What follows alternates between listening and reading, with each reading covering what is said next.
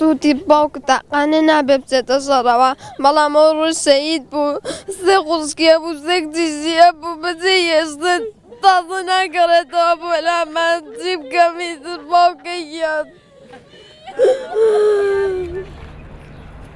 کەیوان سابیر ئەو پێشمەرگە تاقانەیە لە بەرەکانی جەنگدا لە نزیک حەویجە شەهید کرا.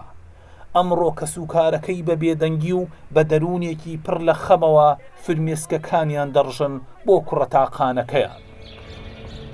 من خۆم بە کەوتەی شەیدی سەنگەرم، شەیدی زیندوی سەنگەر بە کەوتەکان کەیوانی تاقانە وەلەو یەکەم شەیدمانی و ئەخر شەیدیشمان نابێ بەختم کرد لە پێناوی خاک و وەتەنی کوردستان و ئەو میلەتە و ئامادەم خۆشم لە دوای ئەو لە سەر ڕێبازەکەی و خۆم بەخت کەم لە پێناوی خاک و وەتەن و میلەتە. هەرچەندە تازە ئەوان کەیوانیان لەدەست چووە بەڵام بەبیری بەرپرسانی هەرێمی کوردستانی دێننەوە چی دیکە تاقانەکان نەچنەوە بۆ بەرەکانی جەنگ تاوەکو شەهید نەبن چونکە ئێستا ئەوان هێشتا تاقانەیەکی دیکەیان لە بەرەکانی جەنگدایە و بەشداری شەڕ دژی چەکدارانی داعش دەکات. ئەوە لە سەرۆکی هەرێمەکەم داوای لێکەم کوڕی تاقانە توخوا با نەڕوە توخوا با ئامۆزاکەشم تاقانەیە نەڕوە داوای لێکەم لی ئەپاڕێم هەر بە پاڕانەوە توخوا داماوە کوڕم ڕۆیوە کوڕی جوانم ڕۆی کوڕی تاقانە بۆ ئەبێ بڕۆ کوڕی تاقانە بێ بۆ بڕۆ ئەش ئافرێت بووین بەستەنیە ئەو کوڕابوو لە ناومانە باوکی نەخۆشە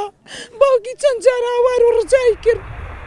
هەرچەندە سەرۆکی هەرێمی کوردستان بڕیاریدا کوڕە تاقانەکان نەچنە بەرەکانی جەنگ بەڵام وەزارەتی پێشمەرگەش قسەی خۆی هەیە لەو بارەیەوە. وێکی گشتی جێبەجێ کراوە فەرمانەکانی جەنابی سەرۆک بەڵام ئەمە توان بڵێم حاڵەتێکی دەگمەنە کە ڕوویداوە و لە ڕاستیشا پێویستی بە دوواداچوون هەیە چونکە فەرمانی جەنابی سەرۆک وەکو فەرماندەی گشتی دەبێت ڕاستەوخۆ جێبەجێ بکرێت.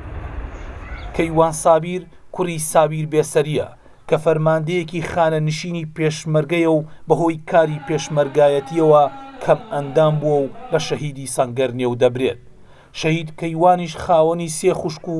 سێ کچە خانەوادەکەشی چاوەڕوانی منداڵی چوارەمی ئەم شەهیدە دەکەن و پزیشکەکانیش مژدەی پێداون منداڵی چوارەمی شەهید کوڕە و لە ئێستەشەوە ناویان لێناوە کەیوان. کاتێک کەیوان خێزانەکەی بەجێهێشت بەڵێنی پێدان دوای حەوڕۆژی دیکە تەقەل لە دەرگای ماڵەکەیان بدا و پێیان شاد بێتەوە بەڵام گەڕانەوەی کەیوان زەنگی ئەو تەلەفونە بوو کە بۆ کەسوکارەکەی هات و بە بێدەنگ پێی گوتن با باوکی نەزانێ کەیوان شەهید بووە. جەمال ئەحمەد جەمیل ڕوودا و سلێم